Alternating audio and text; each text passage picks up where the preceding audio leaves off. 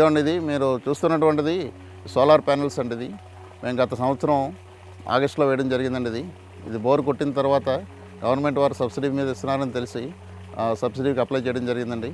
మేము కట్టినటువంటిది 56,000 రూపాయలు డీడీ తీసామండి. వాళ్ళే తీసుకొచ్చి మోటారు ఈ ప్యానెల్స్ అన్నీ బిగించిన ఆగస్టులో బిగించారండి. అప్పటి నుంచి కూడా చాలా చక్కగా పనిచేస్తుంది.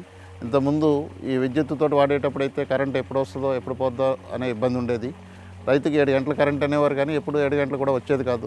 వ్యవసాయం చేయడం అంటే చాలా ఇబ్బందిగా ఉండేది. వీటిలన్నింటినీ అధిగమించడం కోసం గవర్నమెంట్ వారు ఇచ్చినటువంటి సబ్సిడీని ఉపయోగించుకుంటూ అప్లై చేయడం జరిగిందండి. చేసిన తర్వాత ఇచ్చారు.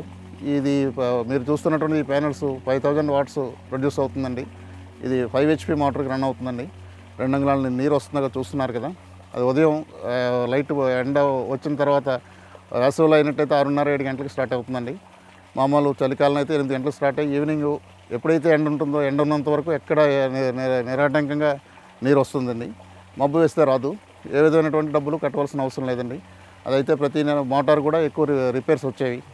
దీంట్లో అయితే రిపేర్ లేకుండా చక్కగా వస్తుందండి.